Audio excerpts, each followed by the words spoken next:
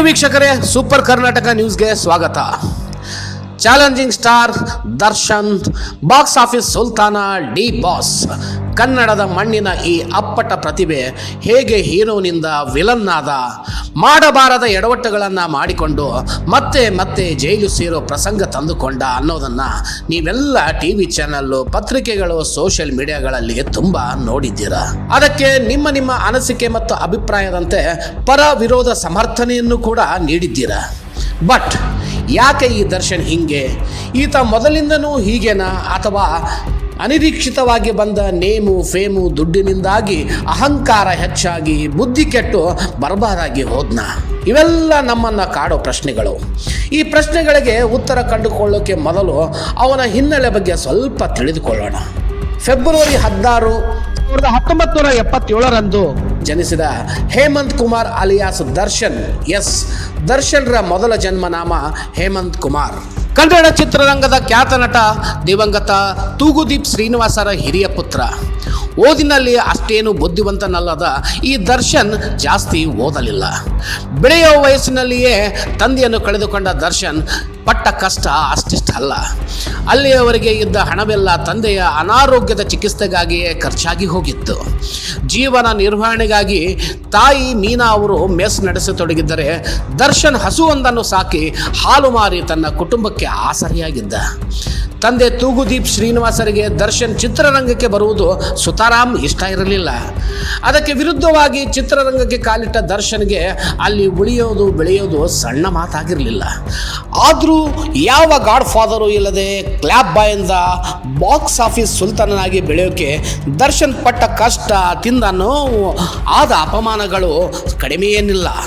Clap ಬಾಯ್ ಆಗಿ, unit ಹುಡುಗನಾಗಿ ಅಪಾರ ಶ್ರದ್ಧೆ ಪರಿಶ್ರಮದಿಂದ ಕೆಲಸ ಮಾಡುತ್ತಿದ್ದ ದರ್ಶನ್ ಮುಂದೆ ಖ್ಯಾತ ಛಾಯಾಗ್ರಾಹಕರಾದ ದಿವಂಗತ ಗೌರಿಶಂಕರ್ ಹತ್ತಿರ ಅಸಿಸ್ಟೆಂಟ್ ಕ್ಯಾಮ್ರಾಮನ್ ಆಗಿ ಕೆಲಸ ಮಾಡ್ತಾರೆ. ಅವರ ಹಾರ್ಡ್ ವರ್ಕು, ಶ್ರದ್ಧೆ, ನಿಯತ್ತು ಮುಂದೆ ರಂಗು ತರಲಾರಂಭಿಸಿ ಚಿತ್ರರಂಗದ ಜನ ದರ್ಶನ್ರನ್ನು ಗುರುತಿಸಲು ಪ್ರಾರಂಭಿಸುತ್ತಾರೆ. ಅದರ ಪರಿಣಾಮವಾಗಿ ಎಸ್ ನಾರಾಯಣ್ ನಿರ್ದೇಶನದ ಅಂಬಿಕಾ ಧಾರಾವಾಹಿಯಲ್ಲಿ ಒಂದು ಚಿಕ್ಕ ಪಾತ್ರ ದೊರೆಯುತ್ತೆ. ಅಲ್ಲಿಯೂ ಕೂಡ ದರ್ಶನ್ ಶ್ರದ್ಧೆ, ಪರಿಶ್ರಮ, ನಿಯತ್ನಿಂದ ಕೆಲಸ ಮಾಡಿ ಮುಂದೆ ಅದೇ ಎಸ್ ನಾರಾಯಣರ ಮಹಾಭಾರತ ಚಿತ್ರದಲ್ಲಿ ಪುಟ್ಟ ಪಾತ್ರವೊಂದನ್ನು ಗಿಟ್ಟಿಸಿಕೊಳ್ಳುತ್ತಾರೆ. ಆ ಚಿತ್ರದ ನಾಯಕ ವಿನೋದ್ ರಾಜ್. ಕಾಲ ಕಳೆದಂತೆ ದೇವರ ಮಗ, ಭೂತಯ್ಯನ ಮಕ್ಕಳು, ಎಲ್ಲರ ಮನೆ ದೋಸೆನೂ ಸೇರಿ ಹಲವಾರು ಚಿತ್ರಗಳಲ್ಲಿ ಚಿಕ್ಕ ಪುಟ್ಟ ಪಾತ್ರಗಳನ್ನು ಮಾಡುತ್ತಿದ್ದ ದರ್ಶನ್ಗೆ ಅತಿ ದೊಡ್ಡ ತಿರುವು ಸಿಕ್ಕಿದ್ದು 2001ರಲ್ಲಿ ಬಂದ PN ಸತ್ಯ ನಿರ್ದೇಶನದ ಮೆಜೆಸ್ಟಿಕ್ ಸಿನಿಮಾದಿಂದ. ಆ ಚಿತ್ರದಿಂದ ಕನ್ನಡ ಚಿತ್ರರಂಗದಲ್ಲಿ ಗುರುತಿಸಿಕೊಂಡ ದರ್ಶನ್ ನಿನಗೋಸ್ಕರ, ಕೆಟ್ಟಿ ಸೇರಿದಂತೆ ಹಲವಾರು ಚಿತ್ರಗಳಲ್ಲಿ ಅಭಿನಯಿಸುತ್ತಾರೆ. ಅವು ಅಷ್ಟೇನು ಯಶಸ್ಸು ಕಾಣದಿದ್ದರೂ ದರ್ಶನ್ರ ಪರಿಶ್ರಮ ಕೈ ಹಿಡಿದಿರುತ್ತೆ. ಅದರ ಫಲವೇ 2003ರಲ್ಲಿ ತೆರೆ ಕಂಡ ಪ್ರೇಮ್ ನಿರ್ದೇಶನದ ಕರಿಯ ಚಿತ್ರ. ಅಪಾರ ಯಶಸ್ಸು ಕಂಡ ಆ ಚಿತ್ರ ದರ್ಶನ್ ಅದೃಷ್ಟವನ್ನೇ ಬದಲಾಯಿಸಿ ದೊಡ್ಡ ಸ್ಟಾರ್ ಮಾಡಿದ್ದಲ್ಲದೆ ಬಾಕ್ಸ್ ಆಫೀಸ್ ಸುಲ್ತಾನ ಅನ್ನೋ ಪಟ್ಟ ಕೂಡ ಕಟ್ಟಿಬಿಡುತ್ತೆ. ಕೇವಲ 1 ಲಕ್ಷ ಸಂಭಾವನೆ ಪಡೆಯುತ್ತಿದ್ದ ದರ್ಶನ್ ಮುಂದೆ ಚಿತ್ರವೊಂದಕ್ಕೆ 10 ಕೋಟಿ ಪಡೆಯೋ ಚಾಲೆಂಜಿಂಗ್ ಸ್ಟಾರ್ ಡಿ ಬಾಸ್ ಆಗಿ ಬದಲಾಗ್ತಾರೆ. ಲಕ್ಷಾಂತರ ಅಭಿಮಾನಿಗಳು, ಸಾಲು ಸಾಲು ಚಿತ್ರಗಳು, ಕೋಟ್ಯಾಂತರ ಹಣ, ಐಷಾರಾಮಿ ಜೀವನ ಎಲ್ಲ ಪಡೆದುಕೊಂಡಿದ್ದ ಡಿ ಬಾಸ್ ಮಾಡಿಕೊಂಡ ಆ ಒಂದು ಎಡವಟ್ಟಿನಿಂದ ಇವತ್ತು ಪರಪ್ಪನ ಅಗ್ರಹಾರದಲ್ಲಿ ಮುದ್ದೆ ಮುರಿಯೋ ಪರಿಸ್ಥಿತಿಗೆ ತಂದುಬಿಟ್ಟಿದೆ. ಅದುವೇ ರೇಣುಕಾಸ್ವಾಮಿ ಮರ್ಡರ್ ಕೇಸ್. ಅದು 2024ರ ಜೂನ್ 8. ಆ ದಿನ ಬೆಳಗ್ಗೆ ಕಾಮಾಕ್ಷಿಪಾಳ್ಯ ಪೊಲೀಸ್ ಸ್ಟೇಷನ್ಗೆ ಒಂದು ಕಾಲ್ ಬರುತ್ತೆ. ಕರೆ ಮಾಡಿದ ವ್ಯಕ್ತಿ, ಸರ್, ಸುಮನಹಳ್ಳಿ ಮೋರಿಯಲ್ಲಿ ಯಾವುದೋ ಒಂದು ಡೆಡ್ ಬಾಡಿ ಬಿದ್ದಿದೆ, ದಯವಿಟ್ಟು ಬನ್ನಿ ಅಂತ ಹೇಳ್ತಾನೆ. ಅಲ್ಲಿಗೆ ಹೋದ ಪೊಲೀಸರಿಗೆ ಕಂಡಿದ್ದು 30ರ ಆಸುಪಾಸಿನ ಒಬ್ಬ ವ್ಯಕ್ತಿಯ ಶವ. ಹತ್ತಿರ ಹೋಗಿ ಪರಿಶೀಲನೆ ಮಾಡಿದ ಪೊಲೀಸರಿಗೆ ಸತ್ತವನ ಮುಖ, ಮೊಸುಡಿ, ಮೈತುಂಬ ಆಗಿದ್ದ ಗಾಯದ ಗುರುತುಗಳು ಸಿಗುತ್ತವೆ. ಇವನನ್ನ ಯಾರೋ ಹೊಡೆದು ಕೊಂದು ಇಲ್ಲಿ ಬೀಸಾಕಿ ಹೋಗಿದ್ದಾರೆ ಅನ್ನೋ ವಿಷಯ ಗೊತ್ತಾಗಿ ಮುಂದಿನ ತನಿಖೆಯನ್ನ ಶುರು ಮಾಡ್ತಾರೆ. ಮೃತ ವ್ಯಕ್ತಿಯ ಜೇಬಿನಲ್ಲಿ ಸಿಕ್ಕ ಆ ಒಂದು ಫೋನ್ ನಂಬರ್ಗೆ ಕರೆ ಮಾಡಿದ ಪೊಲೀಸರಿಗೆ ಆ ವ್ಯಕ್ತಿಯ ಹೆಸರು ರೇಣುಕಾಸ್ವಾಮಿ, ಆತ ಚಿತ್ರದುರ್ಗದವನು ಅಂತ ಗೊತ್ತಾಗಿ ಅವನ ಕುಟುಂಬದವರಿಗೆ ಕರೆ ಮಾಡಿ ವಿಷಯ ತಿಳಿಸ್ತಾರೆ.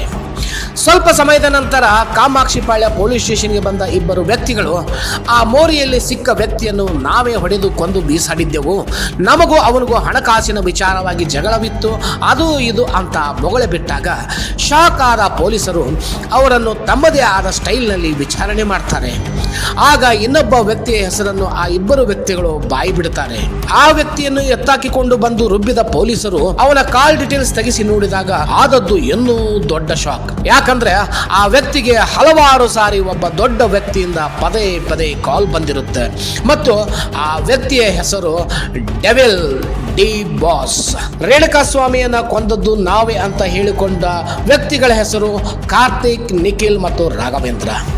ಪ್ರಿಯ ವೀಕ್ಷಕರೇ, ಮುಂದೆ ನಡೆದ ಕಥೆಯೆಲ್ಲ ನಿಮಗೆ ಗೊತ್ತು, ಅದನ್ನೀಗ ಮತ್ತೆ ಮತ್ತೆ ರಿಪೀಟ್ ಮಾಡೋದು ಬೇಡ. ಮಹಾತಾಯಿ ಪವಿತ್ರ ಗೌಡಳ ಸಹವಾಸಕ್ಕೆ ಬಿದ್ದ ದಾಸ ಈಗಾಗಲೇ ಜೈಲಿಗೆ ಹೋಗಿ ಬೇಲ್ ಮೇಲೆ ಹೊರಗೆ ಬಂದು ಮತ್ತೆ ಈಗ ಜೈಲು ಸೇರಿದ್ದು ಆತನ ದುರ್ವಿಧಿಯೇ ಸರಿ. ಯಾಕಂದ್ರೆ ಒಂದು ಹೆಣ್ಣಿಗಾಗಿ ವ್ಯಕ್ತಿಯೊಬ್ಬನ ಕೊಲೆ ಮಾಡಿಸಿದ್ದು ಮತ್ತು ಅದರಲ್ಲಿ ಭಾಗಿಯಾಗಿದ್ದು ದರ್ಶನ್ನ ಮುಟ್ಟಾಳತನ. ಹಾಗಂತ ಸತ್ತು ಹೋಗಿರುವ ದಿವಂಗತ ರೇಣುಕಾಸ್ವಾಮಿಯನ್ನು ಸಾಚ ಅಲ್ಲ. ದರ್ಶನ್ ಜೊತೆಗಿನ ಪೋಸ್ಟ್ ಶೇರ್ ಮಾಡಿಕೊಂಡ ಪವಿತ್ರ ಗೌಡಳಿಗೆ ಈ ವಿಕೃತ ಮನಸ್ಸಿನ ರೇಣುಕಾಸ್ವಾಮಿ ಕೆಟ್ಟ ಕೆಟ್ಟ ತುಂಬಾ ಅಶ್ಲೀಲ ಮೆಸೇಜ್ಗಳನ್ನು ಕಳುಹಿಸಿ ಅವಳನ್ನು ಕೆಣಕಿದ್ದಾನೆ. ಅಷ್ಟೇ ಅಲ್ಲದೆ ನಿನ್ನನ್ನು ಇಟ್ಟುಕೊಳ್ಳುತ್ತೇನೆ, ಬಾ ನೋಡು ನನ್ನ ಬಾಂಬೆ ಹೆಂಗಿದೆ ಅಂತ ತನ್ನ ಗುಪ್ತಾಂಗದ ಫೋಟೋ ಕೂಡ ಕಳಿಸಿದ್ದಾನೆ.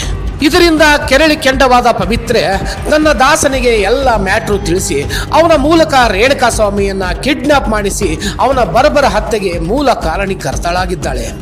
ಅಲ್ಲ, ಈ ಹುಚ್ಚ ಡಿ ಬಾಸು ಹೀಗೆ ರೇಣುಕಾಸ್ವಾಮಿಯನ್ನು ಕಿಡ್ನಾಪ್ ಮಾಡಿಸಿ ಕೊಲ್ಲೋ ಬದಲು ಪವಿತ್ರ ಗೌಡಳ ಮೂಲಕವೇ ಕಂಪ್ಲೇಂಟ್ ಕೊಡಿಸಿ ಕಾನೂನು ಕ್ರಮ ಜರುಗಿಸಿ ಆ ರೇಣುಕಾಸ್ವಾಮಿಗೆ ಶಿಕ್ಷೆ ಆಗೋ ಥರ ನೋಡ್ಕೋಬೇಕಿತ್ತು. ಅದಕ್ಕೆ ಪೂರಕವಾದ ಸಾಕ್ಷಿ ಆಧಾರಗಳೆಲ್ಲವೂ ಇದ್ವು. ಬಟ್ ಅಹಂಕಾರಿ ದರ್ಶನ್ ಬುದ್ಧಿ ಸ್ಥೀಮಿತ ಕಳೆದುಕೊಂಡು ತನ್ನ ಭವಿಷ್ಯಕ್ಕೆ ತಾನೇ ಚಪ್ಪಡಿ ಕಲ್ಲು ಎಳೆದುಕೊಂಡು ಬಿಟ್ಟ. ಅದಕ್ಕೆ ಹಿರಿಯರು ಹೇಳಿದ್ದು ಹೆಣ್ಣು ಮಾಯೆ ಅಂತ. ಪವಿತ್ರ ಗೌಡ ಮತ್ತು ಸಹಚರರ ಕತೆ ಹಾಳಾಗಿ ಹೋಗಲಿ, ಅವರಿಂದ ಯಾರಿಗೂ ನೋ ಯೂಸ್.